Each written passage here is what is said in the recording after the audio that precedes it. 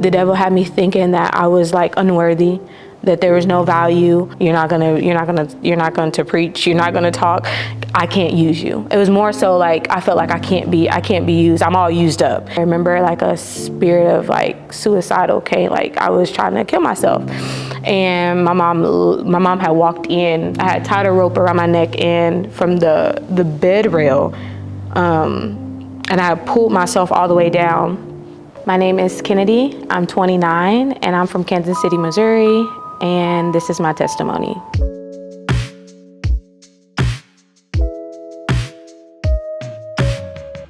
Growing up, I grew up in a Christian household. So both my parents were youth pastors. So I knew what not to do. I knew the things that you should do. My parents were very strict. So there was a lot of things that I knew I couldn't do, as far as even not keeping yourself until marriage. Like there were morals that were taught, and so that's how I grew up. I grew up Christian in church. I was in church literally Sunday, Monday, Tuesday, Wednesday, Thursday. Not at church on Friday, leadership on Saturday with my parents, and then again it happened again. So I was in church. I grew up in church. I never missed church, and that's my background as a childhood. So my life before Christ, due to the fact that I grew up in a Christian household, a lot of my life before Christ was very moral related. It wasn't a lot of times, because people think that you grow up in Christ or in church, that you're going to heaven. And so therefore I did a lot of good works instead of really having a relationship with Christ. And I didn't know that until later on down the line. So before Christ, I dealt with a heavy spirit of lust, and that's what God really had to deliver me from. So I was exposed to pornography at the age of 9. So when we went to church, a lot of my parents, they always had kids at the house after church. Our house was the hangout spot. Come over. My daddy was cooking. He's a good cook. Everybody come over. We play games. And it just so happened that one of the young ladies that came over, I saw something on her phone.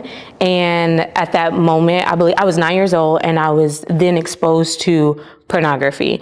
And so, like I said, me growing up in church, I had a secret. So at that point, I knew that what I saw was wrong. However, it was like, you know how like you have like a little puppy or you're like carrying something? I knew that what I was carrying was wrong. And from there, it was a lot of thoughts that came. It was a lot of promiscuity that followed. And I remember from there, I remember my dad telling me one time, the way you look, like there's a lust spirit in your eyes. And I remember him praying over me just because he had seen it. And I started watching this stuff myself. I started, when my parents was at work and I would come home and I'd get off the bus at school, I knew that what I was dealing with was not something that was right, but I would watch pornography, and that's what I turned to as soon as I got out of school, and it started building up. I believe I started off at 1 time a day, and it went from 2 times a day to 3 times a day, and so that was something, and I considered myself being still good because nobody knew about it, but because while I was putting on a front as a good Christian girl, being the fact nobody knew about it, I was putting on this front like I had it all together, but really deep down, I knew that I was doing something I was not supposed to be doing. And so that lingered into just lusting after boys. And so I had this specific guy that I liked in church, and at school, they would call me a prude. Everywhere they called me was a prude. They'll call me a prude. Kennedy doesn't do this, and it was only because I was not allowed to. But I knew I was not a prude. I knew that I wasn't. And so my life before Christ, I I lived a lie. I lived a false narrative of thinking that I was okay with this sin that I carried as long as nobody knew about it, as long as I can keep it secret, as long as I wasn't doing anything physically with a guy, it was only with myself. And so from there, my dad had this son. He has a son, so it's the only boy, and he had got in trouble, so he didn't have the same mom, and he didn't have the same mom as me and my siblings. And my dad, he had to move in with us, and that was the turning point of where I was doing something to myself, to where he came and he started molesting me. And so at that point, I was going into high school. At this very point, I was going into high school, and it happened for almost 2 years. And I kept saying I'm gonna tell. And he kept saying, well, if you tell, they're not gonna believe you. If you tell, they're not gonna believe you. And then, given the fact that my parents knew I was fast as far as liking boys, I was discouraged in telling. Like, I was like, okay, I'm not gonna say anything because my parents already think I'm fast. They're not gonna believe me. If you tell your mom you'd say, if you tell your mom and dad, it's going to ruin them. They're going to get a divorce. And my biggest fear was my parents ever getting a divorce. And so it was a lot of manipulation that played a part in that. And I remember it was my end of my freshman year. I was really hurting. I was at a point where I wanted to say something. And so I remember telling my parents, and that took a toll on my mom and dad. That took a toll on my mom and dad. And so I remember being out of school for weeks and weeks at a time because they had to do investigation. They had to do all this stuff. It was people coming up to the school and they wanted to talk to me. It was police officers. I remember having to go. They would pull me out of the class, and I remember telling myself, I wish I wouldn't have said anything. I wish that this is something that I probably just would have left alone. He was going to graduate next year, and I probably should have just kept this to myself. And I remember blaming myself only because I knew what I was dealing with. I knew that I was dealing with a lust demon because it was told to me that, especially my dad, he has said he has seen it. And then I felt as though because what I dealt with in private, that also led my brother to see something in me as well. And so I blamed a lot of what happened on myself. I felt like it was me. It was how I carried myself. It was a lot of things. It was just me. And so when that was over, and that part of my life kind of, went through, I would say that I would forgive, but I carried a lot of ought in my heart as far as not forgiving myself and not forgiving him. And during that time, I was still in church. And even though I blame myself for it, I still, in order for me to get away from that or what happened to me, I continued masturbation. I continued watching pornography. I continued to do that, even though I felt like that had a lot to play with what happened to me growing up. And then about my senior year, I was in a relationship with a guy, and he was pressuring me to have with the guy that I was with before my freshman year. I was with him, and I had sent pictures. I was like, I'm fine because I'm gonna wait till marriage, because that was drilled in my head. Wait till marriage. And I was like, okay, I'm gonna wait till marriage. And so what I would do instead was send pictures. I would send pictures to this guy that I liked. And again, I was sophomore year. And then as time went on, I ended up not talking to that guy again.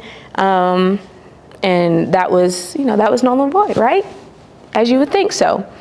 But as I was talking to this other guy, he was pressuring me. It was a moment where he was like pressuring me to have sex. And the first time I was like crying. I was like, no, I don't want to. But then I started feeling really bad. And we had planned. We said, we're going to plan, we're going to do it. And I remember planning to do so.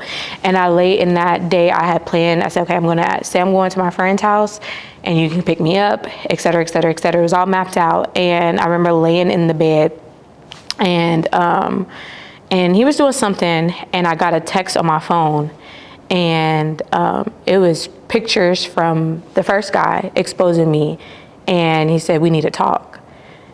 And when I say my heart dropped, now I know that it was literally me being exposed was God saving my life, because the guy that I was going to have sex with, he ended up being an atheist and completely turned from God. So, I mean, he wasn't in God anyway, but he was an atheist, and knowing how I attach that spirit of it, like I had a strong attachment to people, I knew that was God saving my life. And even though it had to happen through exposure, that was also another big thing. So then the people around the school, they saw it, and I went from being approved to not approved, and that messed up. I feel like that messed up a lot of my character. And so with that being said, I went to school. I was very shameful during that time because, again, they know Kennedy as the PK, the pastor's kid. She goes to church, but look at her now. She's exposed. Her body's all over Instagram. They had these Instagram exposure pages, and that was something that took a toll on me. And that was when I was like, I'm done. I don't want to go to church anymore. At this point, I was a senior, and I was like, I don't want to go to church anymore. So I had got this job at Papa John's, and my boyfriend at the time, he was a manager. So I would tell him to purposely put me on schedule on Sundays and Wednesdays because I didn't want to go to church, because if I was not working, my parents was going to make me go to church. And I remember they kept telling me, you need to change your schedule. You need to change your schedule. And I'm like, well, I'm the only one that is available to work. And I gave all these reasons, but I think after the molestation, then after being exposed, I just no longer wanted anything to do with God. Like I was not necessarily didn't want anything to do with him, but I didn't want to be the saved person. Like it's just not working out. I know that what I'm living is a lot. What I've been living, what I've been telling people, I'm not really living it. It's probably best that I don't go back to church. And so I remember missing church after church after church, and especially because the people at the church also saw the pictures. And so again, I had a lot of my friends were at church, and so that messed up a lot of relationships, as to where I thought I had friends and I didn't. And so I remember literally hearing people talk about me. And so that's another reason why I ran. I said, I don't want to be here. I don't want to do this. I already felt like embarrassed as far as my parents, because not only is it me, but my mom and dad also go to the church, and there's other adults that are talking about this, and this is getting around. And so I just felt really like guilty, and I didn't want to show my face. And then we come to graduation. Now I really don't necessarily have to listen, right? So I just started doing a whole bunch of stuff. My senior year is when at the end of my senior year is when I started smoking. I started drinking, and that was my first time. I lost my virginity at the age of 18, and that was kind of my life. Like that for like 2 years straight, that's who I was. I was someone that would drink.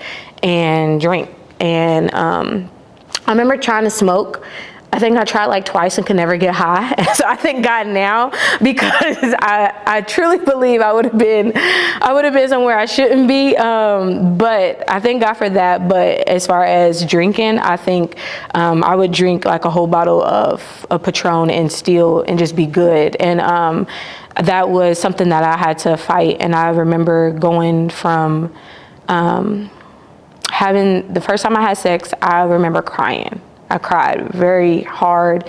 I sat in the bathroom and I just cried and cried and cried and cried and cried. But what I realized was guilt can only take me so far, because I was never repentant of it. I just was really guilty. I felt really guilty. And from that moment of guilt, I think it took me a week to go back to doing the very thing that I felt guilty for doing. And it wasn't just one time. Just as bad as the addiction was with pornography, it was twice that with sex. And so I was and it was like I needed it to fill a void, to not think about the things that have happened to me, or to hold on to something, because I felt like I had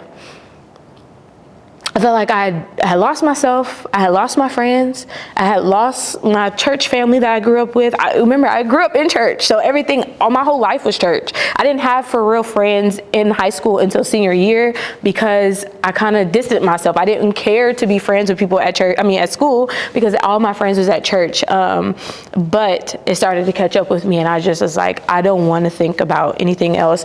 And during that time, I started having like suicidal thoughts. During that time, because I was masking my feelings with drinking and sex and pornography. Drinking, sex, and pornography. That was my life. It was just straight lust. And I think that during those 2 years, that's just what it was. I had turned completely away from God. I hadn't been to church in forever. And then I think I was laying in my bed, and I started feeling really empty. Like, I always felt empty, but it was like, I felt like a tug, like a pull. And so I went from not ever wanting to be around my church family to, I need God. Like, I really need God. I remember I think before that, I got really, really like drunk to where I thought I was like gonna die. I thought I was gonna die. And I was at my friend that I was friends with, she had turned 21. And I went to her, me and my boyfriend at the time, we had went to her 21 birthday thing, and it was in a hotel. And when I say I was just gulping down liquor, just gulping it down. And I remember I had to work the next day, and I kept saying, like, I had woke up and I couldn't stop throwing up. I was throwing up so bad. I was like, you might have to take me to the hospital. My boyfriend said, I'm not taking you to the hospital. Just because it was like, we were underage. We weren't 21. And so he was just like, I'm gonna run to the thing. I'm gonna get you some donuts. You need some bread in your system or something. And I remember getting in a car, and I went home and I laid in the bed, and I laid in the bed all day. And my mom was like, what's wrong with you? What's wrong? And I told her, I think I had some bad pizza. And she said, you're lying. You're lying. You ain't had no bad pizza. My mama knew the game. She knew what was happening. She knew that my friend had turned 21. I think I was like 20 or 19 at the time. And she was like, you're lying. You've been drinking. And she kind of just was like, Kennedy, where you're at, this is not who you're supposed to be. And she kind of it wasn't more so like in trouble, but it was a more so, this is not who you are. And she reminded me of when I was younger, there were people that would come to the church and prophesy over my life, saying that you're gonna preach the gospel, and you're gonna touch many souls, and you're gonna touch people all over, right? And I remember those prophecies. I remember being prophesied over, but again, I just kind of tuned those out because I didn't like talking in front of people. So I'm like, that can't be me. And she reminded me of what was prophesied over my life. And I think like a little bit after that is when I started feeling like I don't want to live this life no more. I don't want to be drinking and feeling like I'm about to die. I felt I felt the pain as my mama was like talking to me and reminding me of what God had said, who I was going to be. And I remember slowly but surely going back to church. I started like going back like on Wednesday nights. I would just go and I would sit in the back. And I started missing that fellowship that I had before with my friends. Not necessarily like them, but the fellowship with like being happy, because I felt like I was not happy. And so I started going back on Wednesdays. I just started going back. And I was like, I want friends again. I want brothers and sisters in Christ again. Like my life, I started thinking about my life, and how it was before all this. And I truly would say I was happy. And it was just a lot of me thinking about where I would be if I didn't keep so many things that I did secret. Like if I would have turned to him, if I would have repented, if I would have reached out and told my mama, hey, this is what I'm dealing with. I just started thinking like, this is not who I am. This is not who I'm supposed to be. And I started going back on Wednesdays, and then I started going back on Sundays. And even though I was going back, those friendships had already been kind of burned, as far as I didn't feel that I didn't feel it anymore, but I still knew I wanted God. And so I would stay, I kept going to church. And at the same time, my boyfriend at the time, he started having Bible studies at his house at the table. And so when I would go over there, I would sit at the table. And then I was still going to Wednesday nights. And then I was still going to Sunday services every now and again at my mom and dad's church. But every time that they was having Bible study over there, I was wanting to be a part of it. And I kept going. And his children, my pastor now, his kids were actually my first friends outside of church that were... that's who I first drank with, I first smoked with. Those were my influences, my peer pressure. I'll say this, we talk about it now, but those are my friends. I would say my worldly friends, because I didn't have any other worldly friends. I would say those were my worldly friends, but from there we would all have Bible study. And so we went from drinking and smoking and having sex together to going to Bible study, sitting at the table at the pastor's house, having Bible study. And we end up getting saved together, but we end up, we kept going to the Bible studies at the table. And slowly but surely, I started, okay, this is the family that I was feeling like I was missing, that I needed. The fellowship that I was wanting is here. And I told my mom, I said, hey mom, I'm not leaving Christ, but I am, God does have me going somewhere else. And we didn't necessarily have a building at the time. I think we were getting ready to start having Bible study. We were getting ready to start having church services at the community center. And I had sat down with my mom and I had told her that I was going to be leaving the church and I was going to be, this is where God had me going. And that was a moment where I started like really thanking God, because he started answering prayers. Like I was longing for fellowship. I was longing for what I had before. But I felt like I couldn't get that anymore, because there were so many things that had happened. And then he gave me the same people that I that I was living in the world with turned around and we got saved together. And so that was my life before Christ. So what led me to Christ, even though I was going to the Bible studies and things like that, and we started having the services, I was still holding a lot of unforgiveness in my heart. And it kept me from wanting to fully fellowship when they were going to go out. I wanted to, but I didn't. And again, I was fighting with this lust demon that I had been carrying since 9 years old. And so I hadn't completely been delivered from that. And then on top of that, I was dealing with a lot of unforgiveness. I hadn't forgave myself for feeling like it was my fault. I haven't forgave my brother. And so I remember sitting at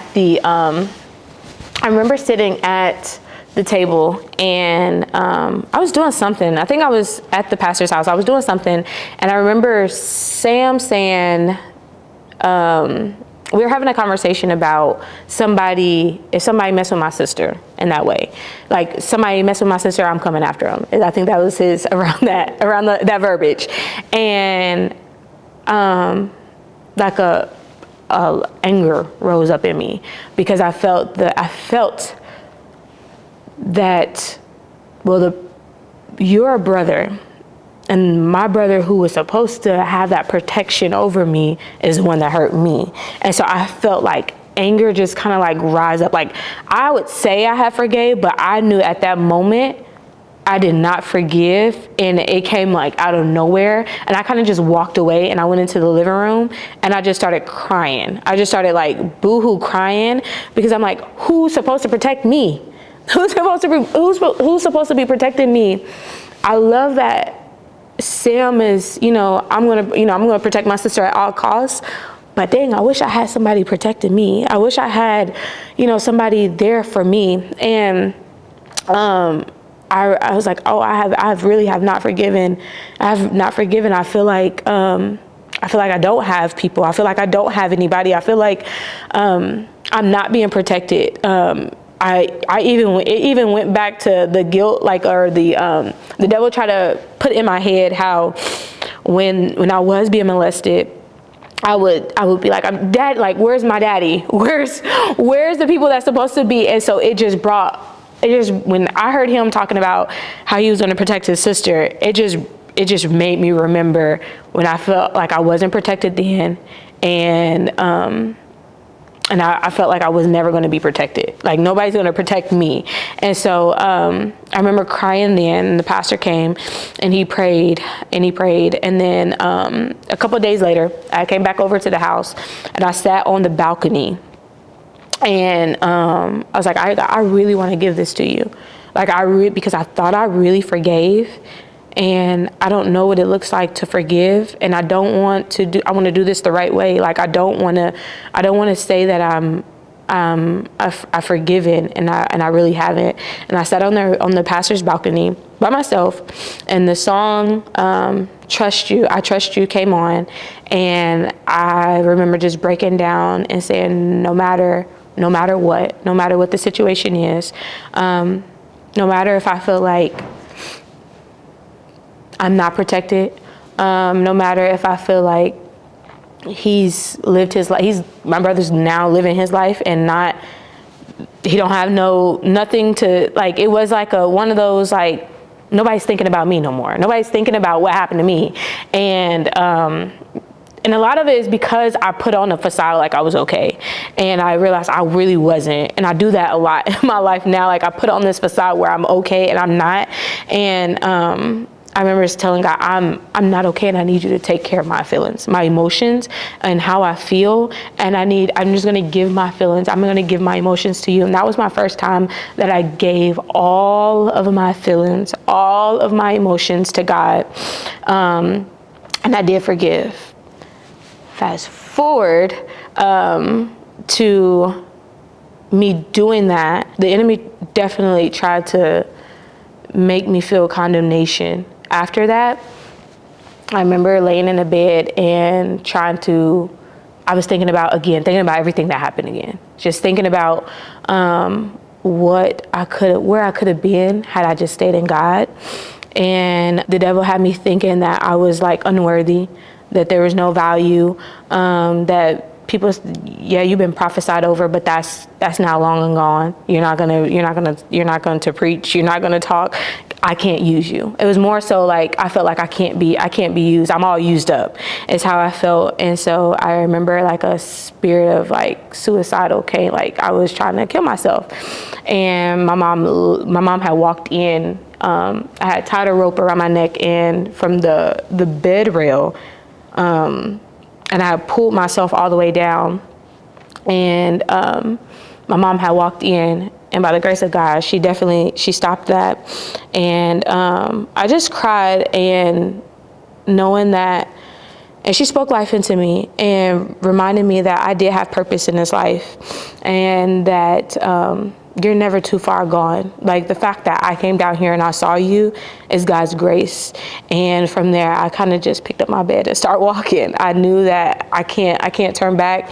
Guilt is gonna come. When shame and guilt tries to come, it's time for you to fight. And so fast forward to my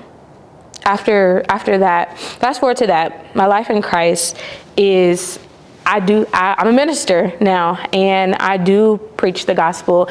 And I think my first time preaching was at the Whole Truth Ministries. And I was able then, my church that I went to before, that I grew up in, they asked me to come speak, to come preach there. And I was a little intimidated only because everybody knew who I was before. I was a little nervous because they know Kennedy as someone who was exposed, someone who embarrassed her mom and dad. But God gave me the opportunity to show people what God can do in somebody's life. And so I went over there, and my parents still go to that church. And I went over there and I preached. I think it was like my third time preaching.